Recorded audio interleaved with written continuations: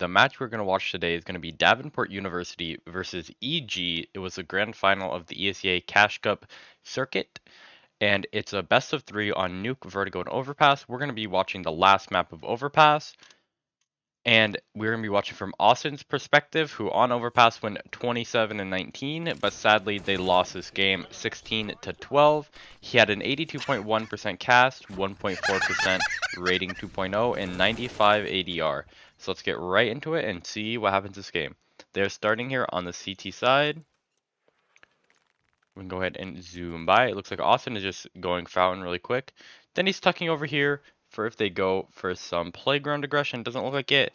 So he tucks back here, and his teammates are going to clean him up on B. He's going to open the door. Only needs to shoot one bullet to the guy. Easy kill there. Get into it. He's going to get the A1S right off the bat and head over here. Doesn't see anybody, so he's going to fall back to site. And he has this player playing this base setup and then switches around. They have some people walking up. Rift is going to get the first one. They're going to go bomb down. Austin's going to get the first kill, and he's going to get a nice headshot there.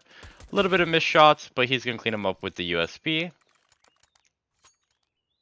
little bit of missing there, but everybody misses some shots, so it's okay. He's heading towards, looks like he's going to be the fountain player every round, never mixing it up. He actually hits that nade. We actually see pros miss that nade quite frequently. So him hitting on the first throw there is actually something that's very nice to see. And he's playing this one-way glitch.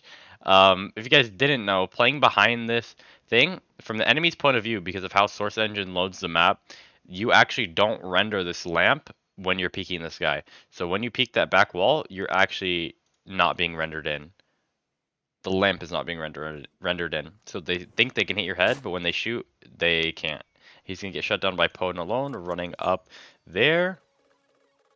Just a little interesting fact. It's nice to see him hit the nade. It's nice to see him know that he can play that one way. Hopefully Valve fixes that. Here he's heading fast along, playing behind this rock. Then he's going to hug close wall here. This is a very nice angle to hold, but keep in mind, if you get flashed here, there's a lot of pop flashes, and it is very deadly. But he seems to be playing it correctly. And he's going to creep up fountain here, doesn't see anybody. He's going to kill Modem from behind, good flank from him. Then he's just going to play this little thing here. I think a good thing to know about Austin is the angles he plays. Look at where he was just playing right there. Hiding behind that table so that he can hold for the walk up from Khan. Hiding behind that lamppost so that they can't shoot him in the head. And overall, just playing good angles. Let's see what he does this round. He's going to throw that molly. He's going to go for this nade. And he's going to miss it. That's okay, though. That nade gets missed a lot, even by pros. That is a nade that's not hit very often. Like in my experience watching pro demos and high level demos, that's like a 50% accuracy nade. So maybe everyone can practice on that. Austin is going to get some nice eco cleanups here. Just as you like. Easy eco cleanups. Love to see it. Heading through bathroom again. He's just going to hard challenge it this round. Thinks about flashing over to playground, but then he gets full blind and doesn't want to waste the flash. Very smart of him to not throw it. I think a lot of people, when they're flash, will throw the nade, and it will probably miss because obviously you're flashed. So I think holding onto the nade is definitely the play there. And he's going to overextend a little bit. I don't think he should have done that. Given the previous round, he got Modem on the flank. So they're probably going to be more ready for it this time, and they are in punish him for that. He's going to be playing the same spot. He's going to smoke it out and play on top of this smoke here. That's going to fade away.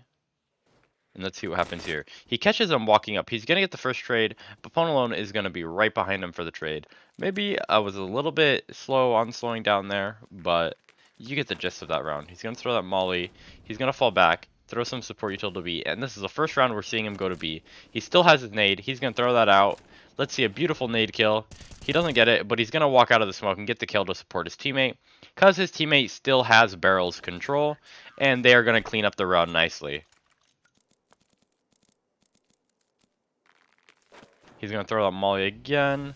Head over here. As you can see, some rounds he goes aggressive here, some rounds he throws the molly and then the nade.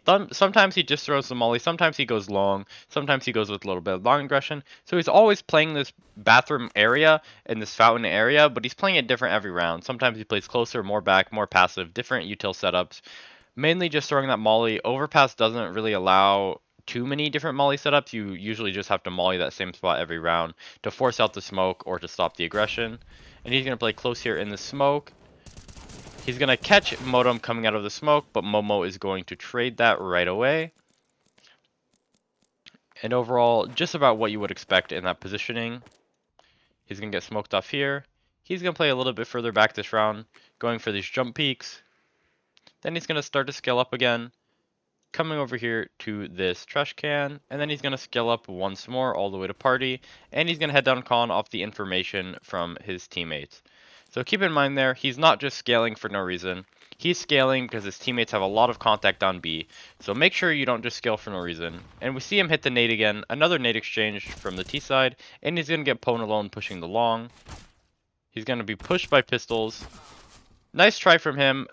Maybe could have had the chance to fall back after that first guy lost contact with him. Would be a good chance to try to get away. But it was a little bit awkward timing trying to drop down from there and getting that contact like that. So it's not the worst thing in the world. He also could have stayed where he was and just fought around that pillar. Either that or falling back once the contact. But again, not the worst thing in the world. It's easier to see with hindsight. But I think that's something that you definitely should have saw in the moment. Especially since you should know you're probably against not that good of a buy. He's going to scale up here on the B contact again. Then he's going to scale back long. He's actually going to get a flank kill on the Pwn alone coming up the A long. He's going to throw this lurky smoke. See, ooh, he actually baits the enemies into peeking him. But he's going to get shut down for it. I like the idea though, trying to isolate the fights more. Give yourself a little bit of cover with the smoke because you know they're probably going to swing long knowing you're there. Now we have him starting B for the first time, but it is a eco round. He has the USP. Looks like he's creeping up through here. I wouldn't expect anything. And he's going to get a little bit of contact and run up, and they are going to get shut down. They get one kill, which is just silver lining, but it's still nice to get. They're going to molly deep here. Plays that molly for the jiggle. He's going to repeat and get flashed off, and then he's going to rotate to long, and he's going to hug this close wall. He gets a little bit blind there. Then he's playing anti-flash in this corner. He hears the run up. He has his teammate baiting for him. A missed nade from the enemy side. He's going to play a little bit wide. Molly comes in. He's going to tuck close. Baiting his teammate here. His teammate dies. He's going to get the first trade. Take a little bit of tick, and he's going to die to the op. Maybe you could have triggered discipline there, but again, hindsight, and you never know if they saw you when they were jumping and things like that. So I think going for the kill there is definitely the play. And here we have them going to the T side. Let's see what they do here for this pistol round strat. Hopefully we see something interesting other than just a B rush, but we'll have to wait and see.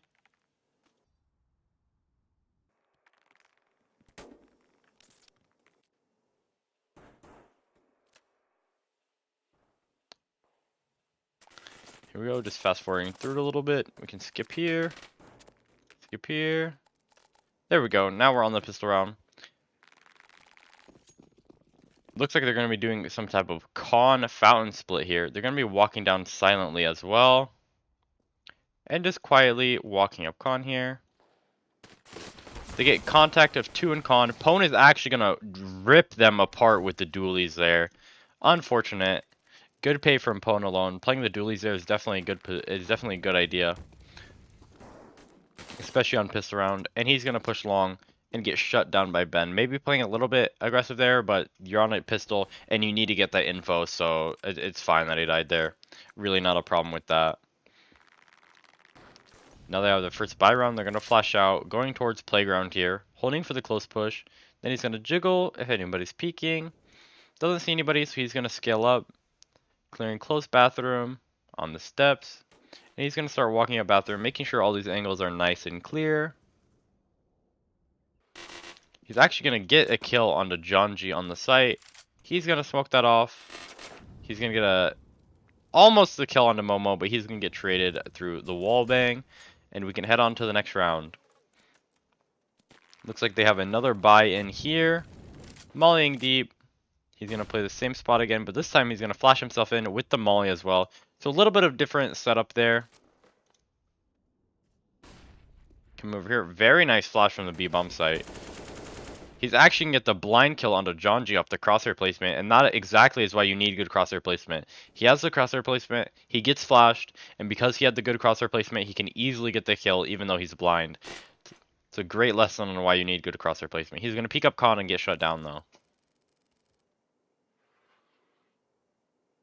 Maybe they're calling a little bit of a timeout here to discuss some things coming to the T side, given they just lost their couple rifle rounds.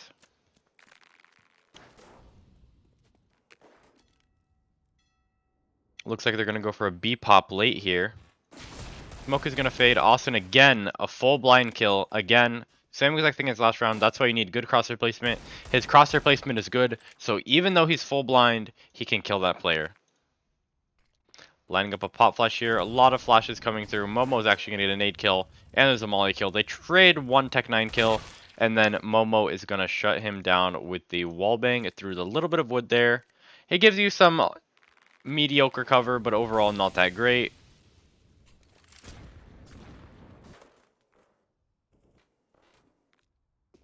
He's going to be clearing close here. And he's going to get shut down. Oops, I accidentally skipped that round, but that's okay. Shouldn't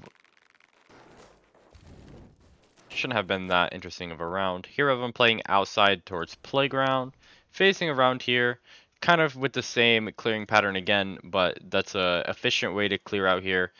Not mixing it up too much. Playing behind Fountain there, holding for the long push in case they decide to go aggressive this round. And then he's going to scale up bathroom, clearing all his angles here. Then he's going to jiggle out A, throw a flash out. And let's see how this round goes. He's going to scale up with the smoke. One truck. A little bit of a weird jiggle there, but he's going to go ahead and fall out of there. Nice smoke there to smoke the molly out, but it still allows you to see past this. I actually have never seen this smoke before, so very nice to know this smoke. Allows you to smoke the molly against that wall, but still leaves you a gap that you can fight and deny plant. And he's actually going to win the round against the 1v1 against Pone alone, and we can go and head on into the next round. He's going to drop over that to his teammate. Looks like he's just this playground clearer, really. Now that he has an op here, he's not the solo player here. He's going to go info. I'm not sure if that was the guy's head or if that was just the bench. But it looks like it was just the bench. He's going to scale all the way up long here. Doesn't see anybody. He's going to be taking this long routing. He sees somebody and takes a shot. I'm not sure if the enemy saw them there. I understand in the moment, kind of like you see somebody and you just shoot like for a second. I think I'm pretty good at not doing that. Like, I don't think that guy spotted him long there. I think he was just crossing the site. I don't think he needed to necessarily shoot there, but again, in the moment, sometimes you do it. Even I do it. So we're not going to be too harsh on him for that.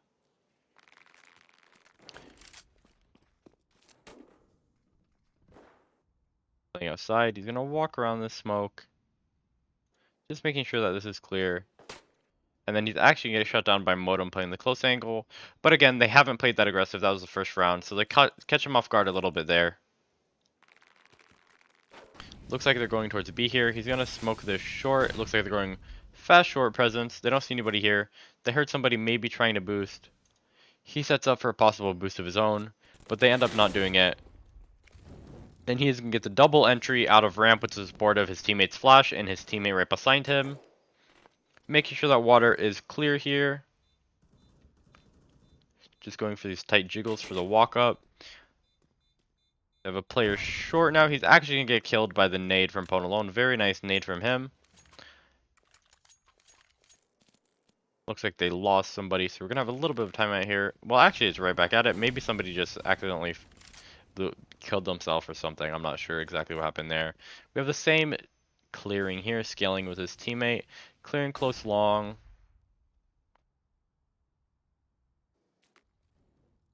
He's holding a little bit tighter this round. A little bit more worried about Modem's aggression. And Pone is actually going to get one. And Jonji is going to get one. Austin's going to get one back. And he's going to get the second back on site. Trading both his teammates here. Good trade impact. Now they're rotating back down con to B, it looks like. Making sure this is clear, he's going to wrap over to monster. Make sure all this is clear, he's going to get shut down by Pwn in the heaven. And it looks like that right there is the last round. So overall, good things to note. His positioning, he got 2 kills off the crosshair placement alone when he was full blind. So that's a very good lesson for crosshair placement. You need to understand enemy positioning. He has some good angles that he plays. Obviously on Overpass, playing Fountain like that, you don't really have a lot of freedom with your nade sets. Usually you just throw that molly and then you deep throw the nade for extra damage, or you throw the molly and then you throw the nade over playground for if they're running to playground. So you don't really have like that much you can do. You can smoke close and try to play around that and things like that. But it's not as free as some other angles. But I think he played it well. I think playing around that pillar and knowing the angle there that they can't hit your head if you're playing around that pillar is very nice, as well as playing some other angles, as I said, in the rounds. And overall, I think that was a good demo to watch.